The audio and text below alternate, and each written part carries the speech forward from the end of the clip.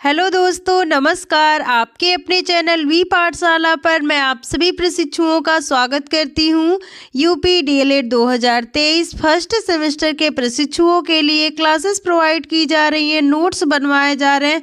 तो आप सभी प्रशिक्षु जल्दी से वी पाठशाला चैनल विजिट करिए तथा अपने डीएलएड की प्रिपरेशन को और भी बेटर बनाइए। आज की क्लास में हम पढ़ेंगे संस्कृत और संस्कृत में हम पढ़ेंगे विभक्ति। तो आइए देखते हैं विभक्ति होती क्या है। तो विभक्ति होता क्या है? तो विभक्ति का मतलब होता है, क्या होता है? विभक्त करना मतलब बांटना, इसका शाब्दिक अर्थ होता है। और इसका हम संस्कृत व्याकरण और हिंदी व्याकरण में क्या प्रयोग करते हैं, तो ये सब कुछ हम जानेंगे बिल्कुल डिटेल में। आप सभी क्लास के अंत तक बने रहिएगा। आपको विभक्ति और आपके शब्द रूप जो है, कारक जो है, बिल्कुल आपको क्लियर होने वाला है। आइए देखते हैं विभक्ति।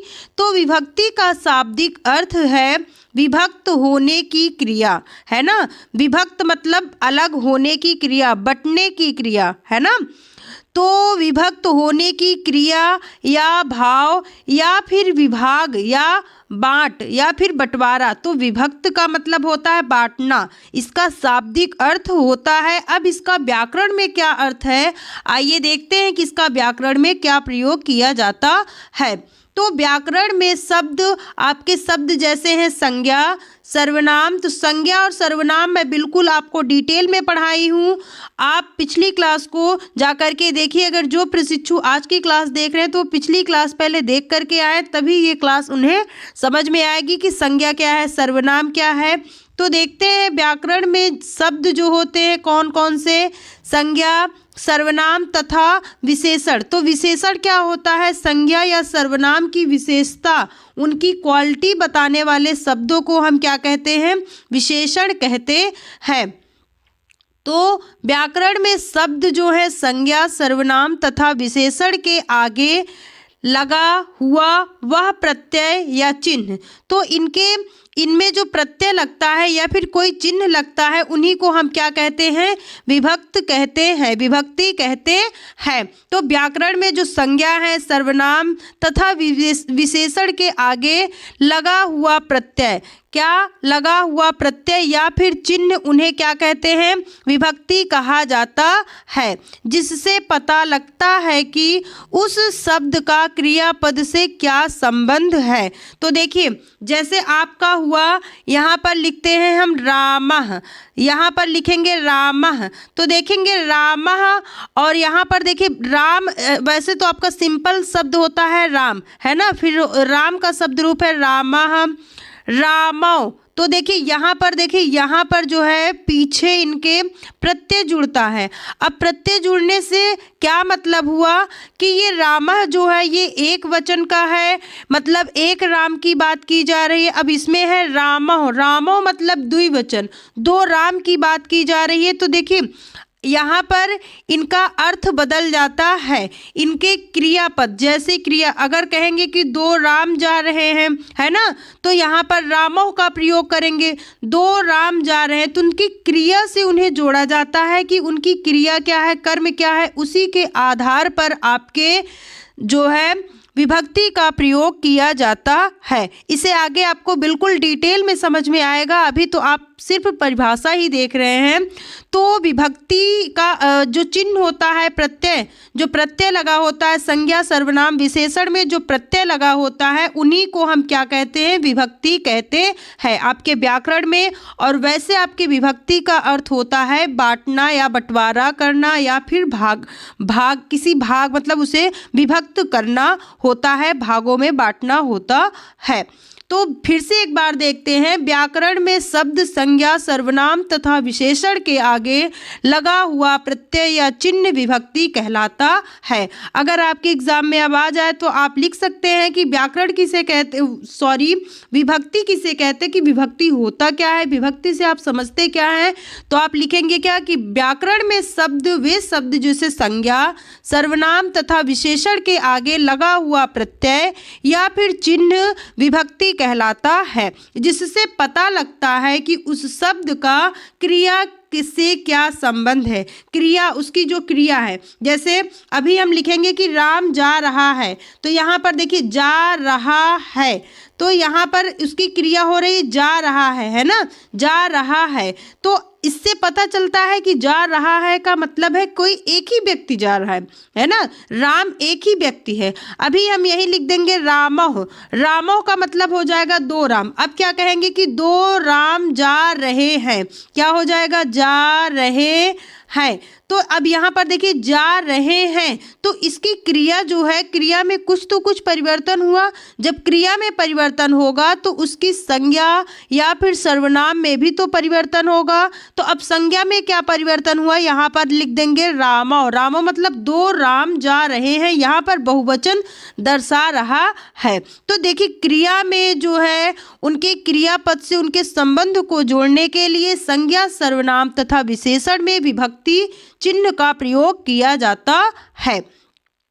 संस्कृत व्याकरण के अनुसार नाम या संज्ञा शब्दों के बाद लगने वाले वे प्रत्यय विभक्ति कहलाते हैं। तो संस्कृत व्याकरण के अनुसार नाम में देखिए राम जो है वो आपका नाम था, संज्ञा शब्दों के बाद संज्ञा में या फिर सर्वनाम में शब्दों के जैसे संज्ञा सर्वनाम शब्द जो हैं उनमें जो प्रत्यय लगे होते हैं उन्हीं को हम क्या कहते हैं, विभक्ति कहते हैं। उनसे जो शब्द बनते हैं, जो संज्ञा सर्वनाम शब्द हैं, उनमें हम विभक्ति कोई चिन्ह प्रत्यय पीछे से जोड़ते हैं।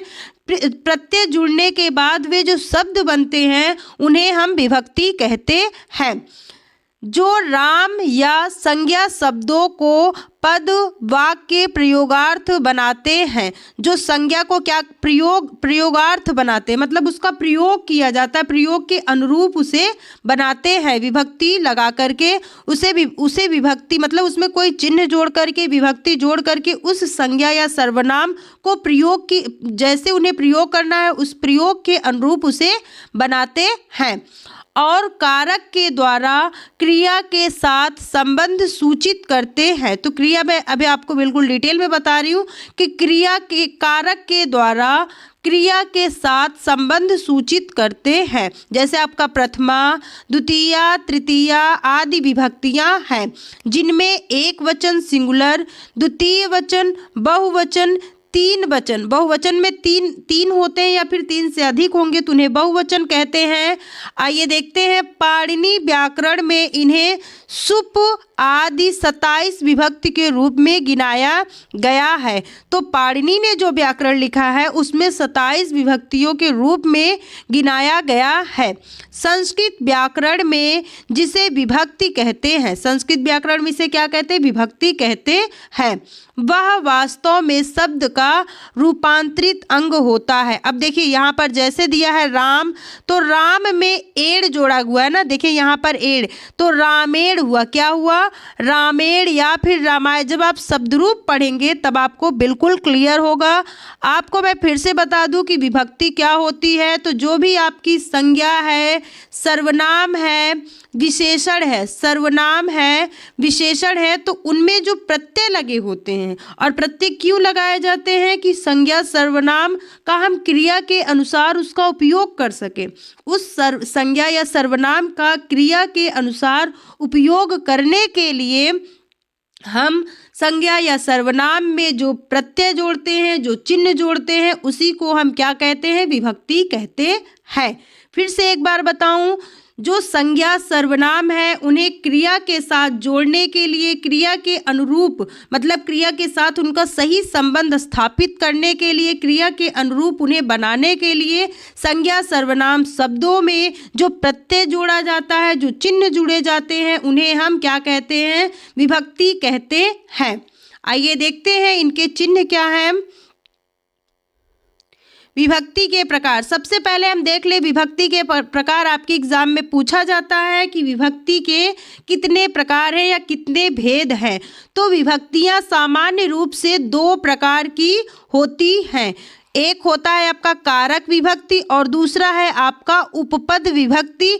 तो हमें उपपद विभक्ति नहीं पढ़ना है, हमें कारक विभक्ति पढ़ना है। आगे देखते हैं, बालकों को संस्कृत में अगर एग्जाम में पूछा जाएगा कि बालकों को हमें संस्कृत में विभक्ति का ज्ञान क्यों कराया जा रहा है, उसका कुछ उद्देश्य है। तो हाँ जी, उसका उद्देश्य है कि बालकों को संस्कृत में विभक्ति का ज्ञान क्यों कराया जा रहा है। तो आइए देखते हैं कि संस्कृत में बालकों को विभक्ति का ज्ञान कराने का उद्देश्य क्या है। तो बालकों में विभक्तियों की समझ विकसित करना, क्या करना, बालकों को भी तो पता होना चाहिए कि संस्कृत में क्या विभक्ति है, इसकी क्या उपयोगिता है संस्कृत लैंग्वेज में। तो उनको क्या करना चाहिए, उनको इनका उद्देश्य होना चाहिए कि बच्चों को भी विभक्ति की समझ विकसित करें बच्चों में। तो बालकों में विभक्ति की समझ विकसित करने का उद्देश्य लेकर एक अध्यापक जो है वह बालकों को संस्कृत में विभक्ति का ज्ञान कराते हैं। आगे देखते हैं, आगे है आपका बालकों को विभिन्न प्रत्ययों से कारकों की स्थितियों का बोध कराना। तो बालकों को विभिन्न प्रत्ययों से कारकों की विभक्तियों का स्थितियों का बोध कराना एक अध्यापक का उद्देश्य होता है।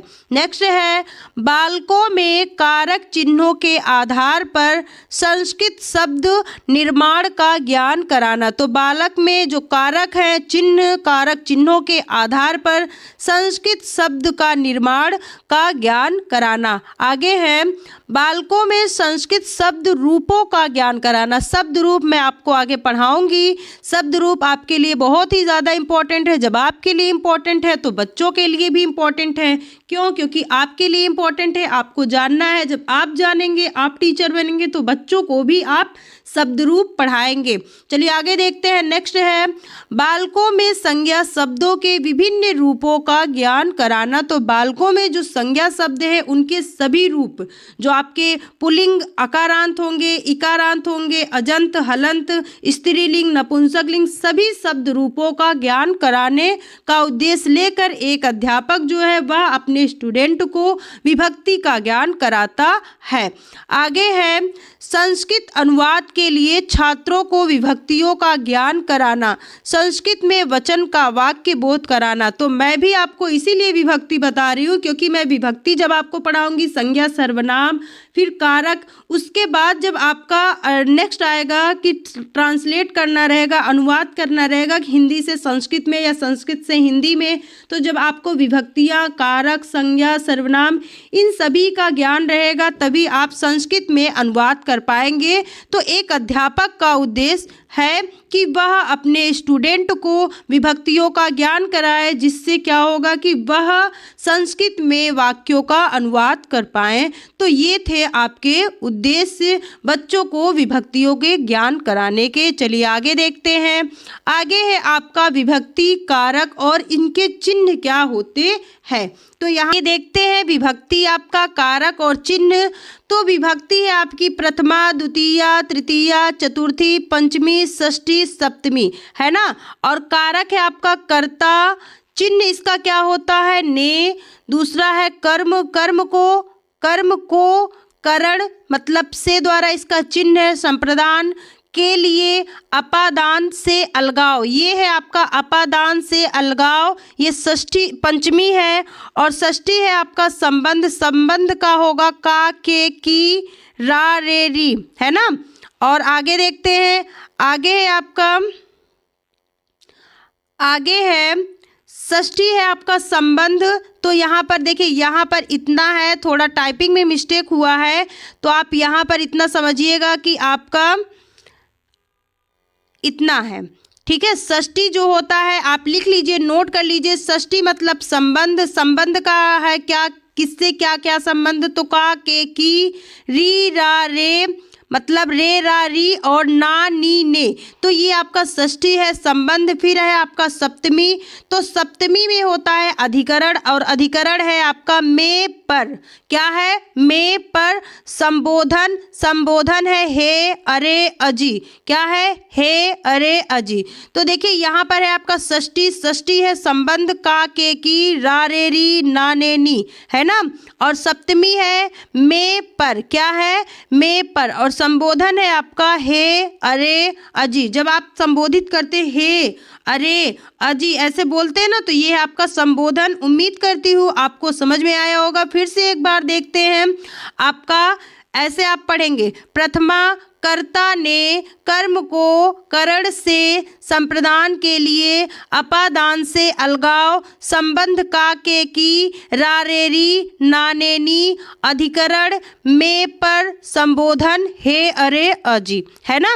तो कर्ता ने कर्म को करण से संप्रदान के लिए अपादान से संबंध का के की रारेरी नानेनी अधिकरण हे में पर और संबोधन हे, अरे। तो ये है आपका चिन्ह, ये है आपका चिन्ह। आपको याद रखना है। इसे जब मैं आपको अनुवाद कराऊंगी तो उसमें आपको बिल्कुल डिटेल से इसको समझ में आएगा कि इसका उपयोग कैसे होगा। जब इसका उपयोग किया जाएगा तभी आपको ये चीज़ें समझ में आएंगी। और विभक्ति कितनी है आपकी? सप्तमी, है ना। सप्तमी के बाद है आपका संबोधन। तो कर्ता प्रथमा, द्वितीया, तृतीया, चतुर्थी, पंचमी, षष्ठी, सप्तमी और आपका संबोधन, ये है विभक्ति। कारक कौन से हैं? कारक है आपका कर्ता, कर्म, करण, संप्रदान, अपादान, संबंध, अधिकरण, संबोधन। और चिन्ह है आपका कर्ता। तो देखिए, कर्ता ने कर्म को करण से द्वारा संप्रदान के लिए अपादान से संबंध काके की रारेरी नानेनी अधिकरण में पर संबोधन हे, अरे। चलिए आगे देखते हैं। अभी मैं आपको इसे समझा रही हूँ कि इसका चिन्ह का प्रयोग कैसे और कब किया जाता है। चलिए आगे देखते हैं।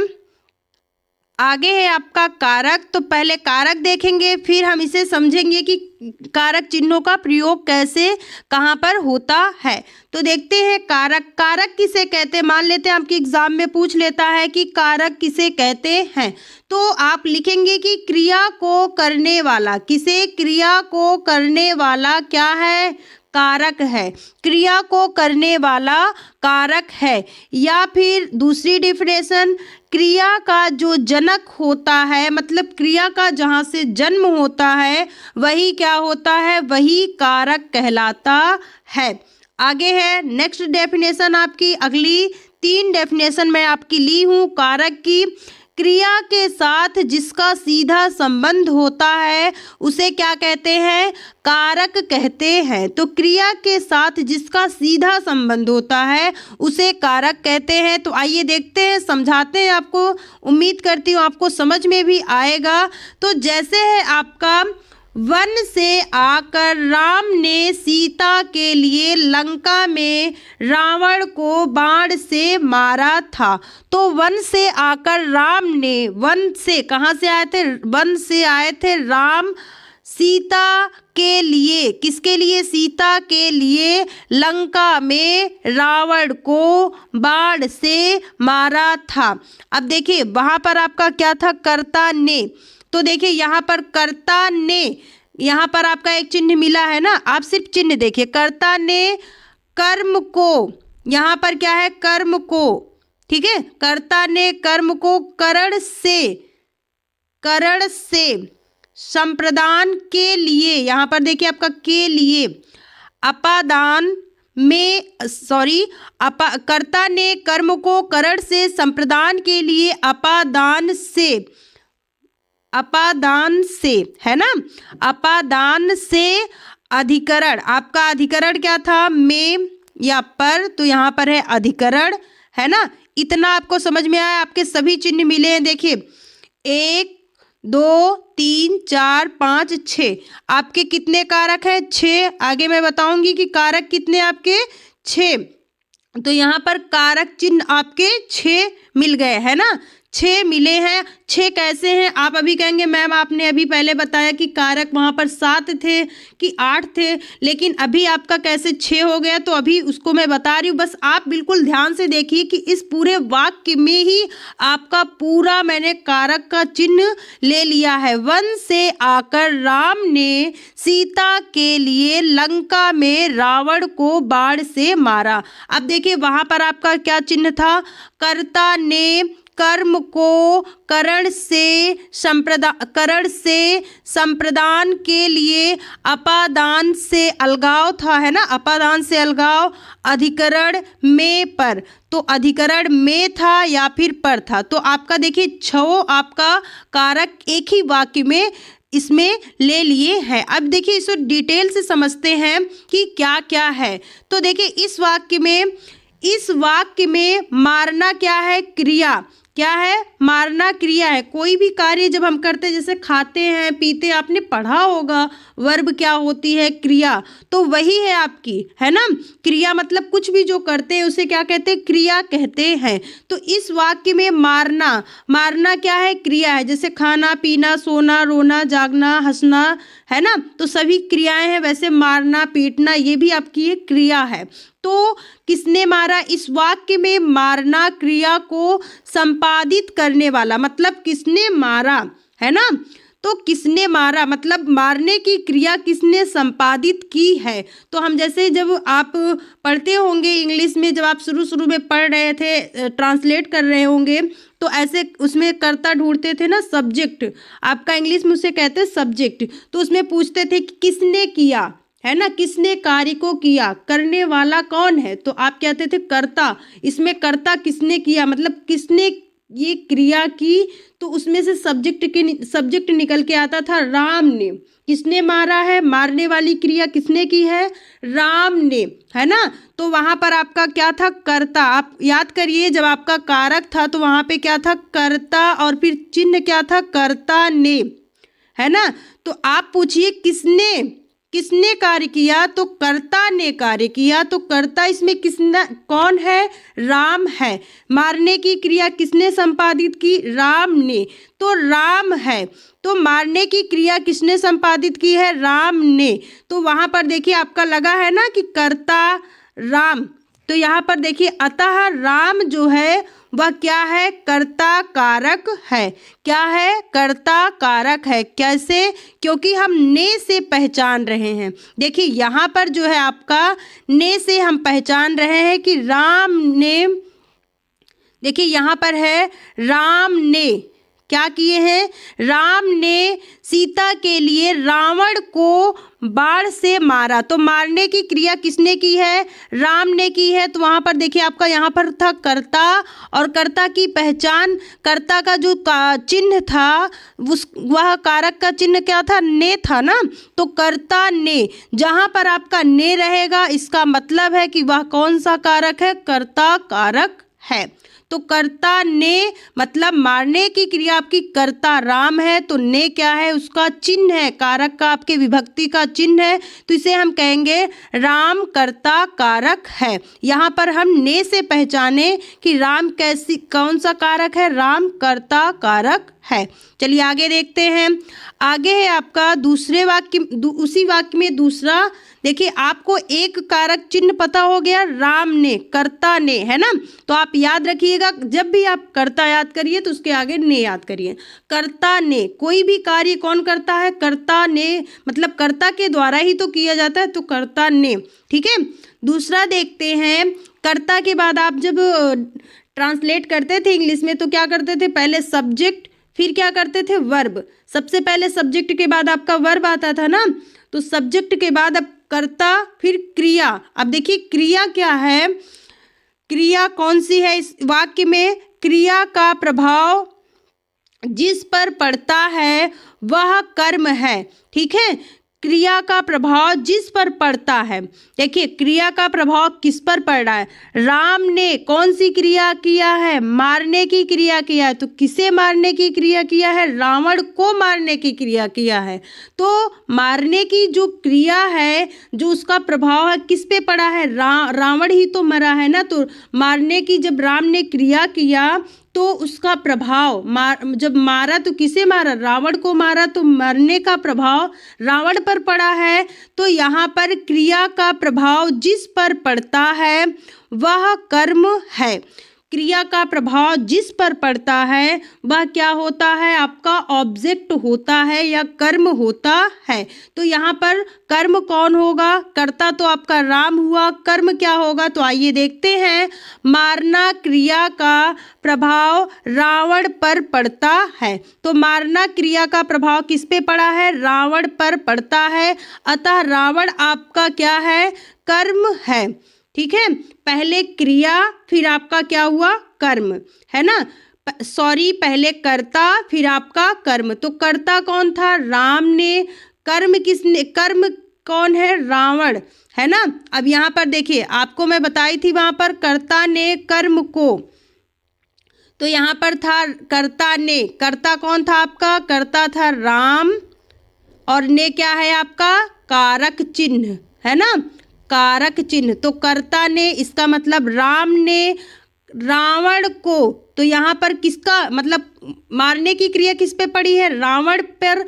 तो रावण क्या होगा आपका, रावण होगा कर्म, रावण क्या होगा, कर्म, और इसका चिन्ह यहाँ पर लगा है। इससे हम पहचानेंगे कि रावण ही कर्म है। क्यों, क्योंकि कर्म को क्या था आपका, कर्म को क्या है आपका, चिन्ह है ना, कारक का चिन्ह है। तो कर्ता ने कर्म को, उम्मीद करती हूँ आपको दो चिन्ह समझ में आए होंगे। कर्ता ने कर्म को, राम ने मारने की क्रिया किस पे की, रावण पे की, तो प्रभाव किस पे की पड़ा, रावण पर। तो कर्म का प्रभाव, सॉरी, क्रिया का प्रभाव जिस पर पड़ता है उसे हम कर्म कहते हैं। तो क्रिया का प्रभाव रावण पर पड़ा, तो इसलिए रावण आपका कर्म हुआ, कर्ता ने कर्म को। चलिए आगे देखते हैं। आगे है आपका,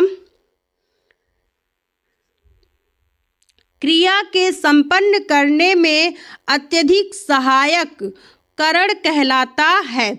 तो देखिए, क्रिया को संपन्न करने में जो सबसे ज़्यादा सहायक होता है ना, क्रिया क्या थी आपकी, बिल्कुल ध्यान से समझिएगा। क्रिया क्या था, मारना था, और किसने मारा, तो कर्ता कौन था आपका, सभी लोग कमेंट बॉक्स में बताइए, कर्ता कौन था, राम था। और कर्म कौन है, कर्म कौन है, रावण है। तो देखिए, क्रिया को करने में सबसे ज़्यादा कौन सहायक है, उसमें राम ने मारा तो रावण को, पर किससे मारा, बाण से मारा, किससे, बाण से। तो जो आपका बाण है वो सबसे ज़्यादा क्रिया करने में सहायक है। तो क्रिया के करने में जो अत्यधिक सहायक होता है उसे हम कहते हैं करण। क्या कहते हैं, करण कहते हैं। तो क्रिया को करने में जो सबसे ज़्यादा सहायक होता है उसे हम करण कहते हैं। तो राम ने किसके द्वारा रावण को मारा, बाण के द्वारा मारा, इसलिए बाण जो है वह क्या है, करण है। तो कर्ता ने कर्म को करण से मतलब बाण से, तो बाण आपका क्या है, करण से आपका कारक चिन्ह है, विभक्ति चिन्ह है। तो यहाँ पर आपका क्रिया में अत्यधिक सहायक बाण है, अतः बाण जो है वह आपका करण कारक है। उम्मीद करती हूँ आपको 3 कारक समझ में आए होंगे। कर्ता ने मतलब जो कार्य को करता है, क्रिया को करता है, वह कर्ता होता है। कर्ता के साथ उसका कौन सा चिन्ह है, ने, क्रिया को, कर्म, कर्ता ने कर्म को, तो सॉरी, कर्ता ने कर्म को, कर्म कौन था आपका, रावण था। क्यों रावण था, क्योंकि क्रिया का प्रभाव जिस पर पड़ता है उसे हम कर्म कहते हैं। तो राम ने जब रावण को मारा तो उसका प्रभाव रावण पर पड़ा, तो रावण आपका कर्म हुआ। अब क्रिया को संपन्न कराने में जो सबसे ज़्यादा सहायक होता है उसे हम करण कहते हैं। तो रावण को मारने में सबसे ज़्यादा बाण ने सहायक किया है ना, बाण सहायक था, इसलिए बाण को हम क्या कहते हैं, करण कारक कहते हैं। चलिए आगे देखते हैं।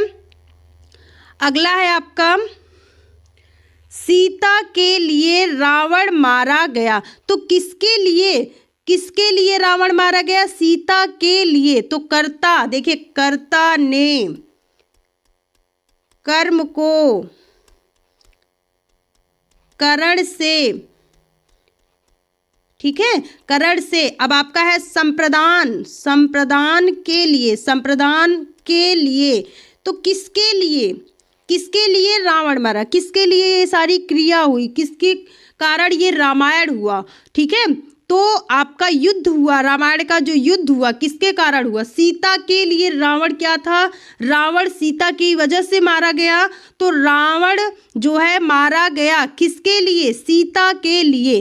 तो सीता जो है संप्रदान है, तो सीता के लिए, यहाँ पर देखिए आपका है ना संप्रदान मतलब के लिए, तो इसका मतलब सीता क्या है, संप्रदान है, ठीक है। यहाँ पर सीता के साथ के लिए, जिस कारण से, किसके कारण से मारा गया, सीता की वजह से मारा गया रावण। तो सीता के लिए रावण मारा गया था, इसलिए सीता आपका संप्रदान है, संप्रदान के लिए। आगे है अपादान। तो आपका अपादान क्या था, अपादान, अपादान था आपका, क्या था अपादान, अपादान वन अपादान कारक है। तो अपादान का चिन्ह क्या है, कर्ता ने कर्म को करण से संप्रदान के लिए अपादान से, ठीक है, से मतलब कहाँ, वन से, वन से जो है आपका आगे मैं बताई थी वहाँ पर वन से था ना, तो वन से कहाँ से, वन से राम आकर के मारे थे ना, तो कहाँ से, वन से। तो वन जो है आपका अपादान है, क्योंकि वन से आगे आपका लगा है, वहाँ पर जो आपका एग्जाम्पल था वन से था, तो इसका मतलब वन जो है वह आपका अपादान कारक है। चलिए आगे देखते हैं। आगे है आपका अपादान, फिर है आपका अधिकरण। अधिकरण मतलब में या फिर पर। तो ये सारी जो क्रियाएं हुई वो कहाँ पर हुई, पर या फिर में, लंका पर या फिर लंका में, आप चाहे लंका पर कहिए चाहे या फिर लंका में। तो सारी क्रिया, तो करने की क्रिया लंका में पूर्ण हुई थी, अतः लंका आपका अधिकरण है। क्यों, क्योंकि यहाँ पर देखिए आप लंका में, और में जो है वो आपका अधिकरण का चिन्ह होता है, में होता है या फिर पर होता है। तो जहाँ पर क्रियाएं होती हैं उसे हम क्या कहेंगे, जहाँ पे जो स्थान है, जैसे लंका में, तो में का चिन्ह लगा या फिर पर का चिन्ह लगा होता तो लंका आपका अधिकरण हुआ। तो उम्मीद करती हूँ आपको समझ में आया होगा। कर्ता ने कर्म को करण से संप्रदान के लिए अपादान से अधिकरण में पर, ये आपके 6 कारक चिन्ह है। चलिए आगे देखते हैं। आगे है आपके कारकों की संख्या। तो आपके कारकों की संख्या आपके एग्जाम में पूछा जाता है और बहुत ही ज़्यादा इंपॉर्टेंट है। बच्चे इसमें बहुत ही ज़्यादा कंफ्यूज रहते हैं, ज़्यादातर वो 7 लगा देते हैं। 7 नहीं लगाना है। आपका कारकों की संख्या कितनी होती है, सिर्फ 6 होती है। कौन कौन से हैं, कर्ता, कर्म, करण। यहाँ पर करण है, कर्ता ने कर्म को करण से संप्रदान के लिए अपादान से अधिकरण में पर, अधिकरण आपका में पर। तो कारक की संख्या कितनी है, सिर्फ 6 है। और कौन कौन से हैं ये लिखा हुआ है, आप फिर से इसे नोट करिए, पढ़िए। कर्ता, कर्म, करण, संप्रदान, अपादान, अधिकरण। और मैं आपको बिल्कुल डिटेल में सभी को समझाई कि कर्ता, कर्म, करण, संप्रदान, अपादान, अधिकरण कहाँ पर कैसे चिन्ह के साथ प्रयोग किया जाता है। जब अनुवाद कराने लगूंगी तब इसका और भी ज़्यादा इम्पोर्टेंस रहेगा, तो आप याद रखिएगा। चलिए आगे देखते हैं कि आपका जो है क्यों ये 7 या 8 नहीं है, जो आपका संबंध है और संबोधन है, क्यों इसमें इंक्लूड नहीं किए जाते। कभी कभी आपसे पूछ लिया जाएगा, बहुत ही अगर मॉडरेट लेवल का आपका क्वेश्चन पूछेगा कि कारक जो है वह कारक में संबंध और संबोधन क्यों नहीं जोड़े जाते। तो आइए देखते हैं। जिनका क्रिया के साथ सीधा संबंध नहीं होता या जो क्रिया की सिद्धि में सहायक नहीं होते, उन्हें कारक नहीं कहा जा सकता है। तो देखिए अभी आपको मैं जब कारक की डेफिनेशन बताई थी तो उसमें मैं बताई थी कि क्रिया के साथ जिसका सीधा संबंध होता है उसे हम कारक कहते हैं। तो जिसका क्रिया के साथ सीधा संबंध नहीं होता उन्हें हम कारक नहीं कहेंगे, बस इतनी सी बात है। और इसीलिए आपका जो संबंध और संबोधन कारक नहीं माने जाते हैं, क्योंकि संबंध जो है वह संबंध को बताते हैं, ना कि क्रिया के करने में कोई भी ये सिद्धि होते हैं, मतलब क्रिया के साथ इनका कोई संबंध नहीं होता है, नहीं माने जाते, क्योंकि क्रिया के साथ इनका साक्षात संबंध नहीं होता है। इसलिए इसे हम आपका संबोधन और संबंध को कारक में नहीं रखते हैं और कारक आपका 6 प्रकार का होता है, 6 होते हैं और आपको ये कारक चिन्ह भी समझ में आए होंगे। कर्ता ने कर्म को करण से संप्रदान के लिए, अपादान से अधिकरण में पर, तो ये आपको समझ में आया होगा। कहीं पर अगर आपको कोई भी डाउट है तो प्लीज़ आप कमेंट बॉक्स में कमेंट करिए, मैं फिर से आपको समझाऊंगी और उम्मीद करती हूँ क्लास आपको समझ में आई होगी। अगर आपको क्लास समझ में आती है तो प्लीज़ क्लास को लाइक करिए, शेयर करिए तथा चैनल को सब्सक्राइब कर लीजिए और क्लास को पूरा देखा करिए। आप सभी लोग ये नहीं कि 1-2 मिनट देखकर कि छोड़ दें। अगर आप 1-2 मिनट देखकर छोड़ेंगे तो क्लास आपको बिल्कुल नहीं समझ में आएगी, कहीं से भी कोई भी क्लास नहीं समझ में आएगी। जब तक कहीं पर भी आप कहीं पर भी पढ़िए तो पूरा आप पढ़ा करिए, तभी क्लास आपको समझ में आएगी। अगर आपको कंटेंट पसंद आता है तो प्लीज़ क्लास को लाइक करिए, थोड़ा आप क्लास को शेयर करिए। आप लोग क्लास को शेयर नहीं करते, बस देख करके वैसे ही छोड़ देते हैं और क्लास को पूरा देखा करिए।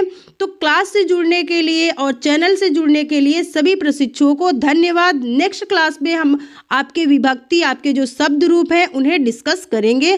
तब तक बने रहने के लिए सभी प्रशिक्षुओं को फिर से एक बार धन्यवाद।